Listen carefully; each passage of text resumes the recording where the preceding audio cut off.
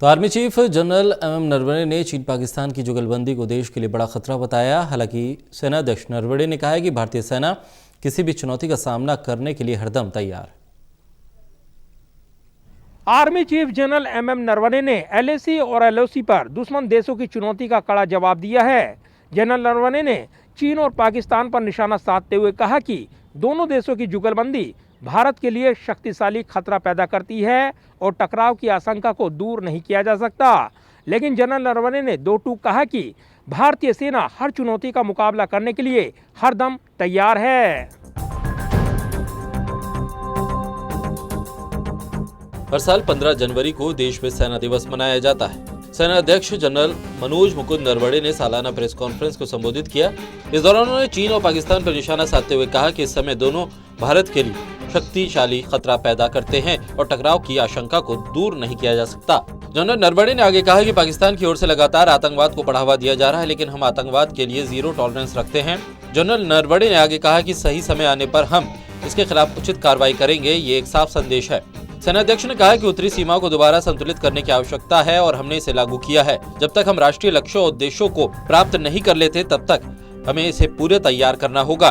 सेनाध्यक्ष ने कहा कि एलएसी के मध्य और पूर्वी क्षेत्रों में टकराव के बिंदु हैं, जहां चीन के बुनियादी ढांचे का विकास किया हुआ है।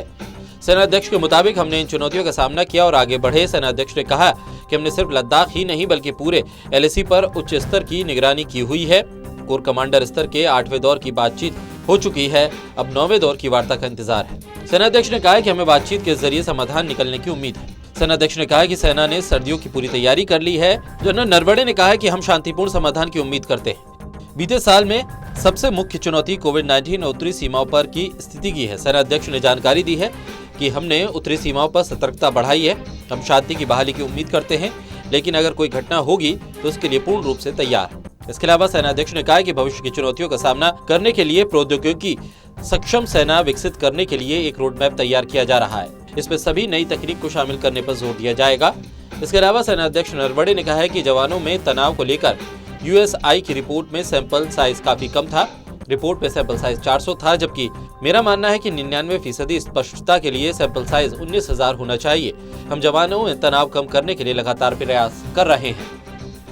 जाहिर है, एक तरफ एलएसी पर चीन की चुनौती तो दूसरी तरफ एलओसी पर पाकिस्तान की कारगुजारी, और यही वजह है कि टू फ्रंट वार की थ्योरी लगातार पेश की जाती रही है। रणनीतिक विशेषज्ञ इसको लेकर लगातार आगाह करते रहे हैं और यही वजह है कि जनरल एमएम नरवणे ने दो टूक पाकिस्तान और चीन को कड़े शब्दों में चेतावनी दी है, यानी भारत किसी भी चुनौती का हरदम मुकाबला करने के लिए तैयार है। कैमरामैन सुरभीर सिंह के साथ प्रदीप कुमार, टोटल न्यूज़, दिल्ली।